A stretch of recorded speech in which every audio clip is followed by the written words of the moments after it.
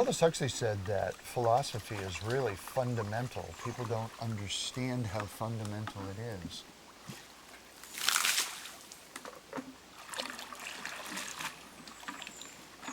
I'll have students come into one of my philosophy classes and they'll be kind of angry. I'm an art major. What do I have to take a philosophy class for? Philosophy is a waste of time. And they don't realize they're making a truth claim when they say that. And an absolutist truth claim, philosophy is a waste of time. Well, when you're making a truth claim, you're being philosophical.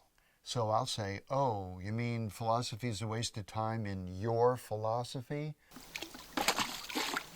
Huxley saw it the same sort of way.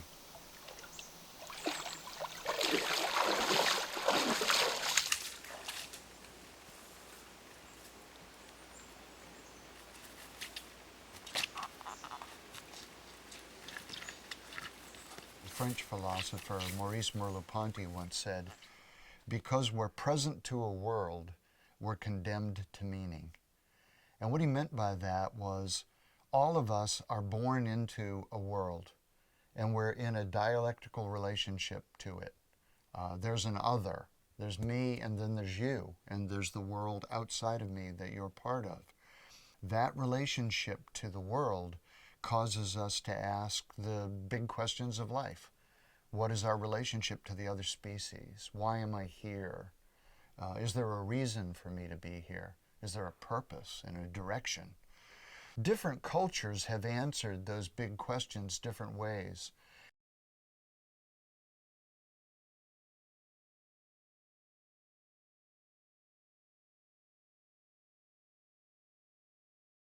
In my world religions class, I'll sometimes have students come in holding the perspective all the religions are really saying the same thing. Okay, that shows me they haven't studied the world religions, because the religions say very different things. Buddhism says there is no creator God. Christianity says there is a creator God. Is that the same thing? So the religions say very different things, but the questions, the primary questions, are the same. Why are we here? Where are we? What is our relationship to each other? What is our relationship to the other species? What is the relationship between the sexes? And so the answers to those questions constellate into a philosophy or a worldview. We grow up in a culture that is making choices about what is good behavior, what is bad behavior, what constitutes beautiful in art, what constitutes ugly in art, moral choices. All these choices are generated out of those worldviews. And we take them in cum laude, with our mother's milk, as the Romans said. And we absorb them in such a primal kind of way that they start to feel like truth. We start to confuse a learned set of behaviors and a learned perspective on our life for what would just naturally have occurred to us.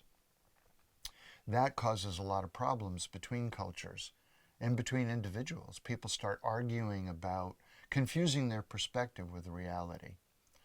And Huxley understood that very, very, very well. And so Huxley's position was far from being a waste of time or a distraction. If people could come to understand that they're seeing the world through a lens they've learned, then it isn't that they're seeing a blue world. It's that they're wearing blue sunglasses that makes the world look blue. If you're raised in Western civilization, you see it through that lens. If you're raised in India as a Hindu, you see the world through a different lens.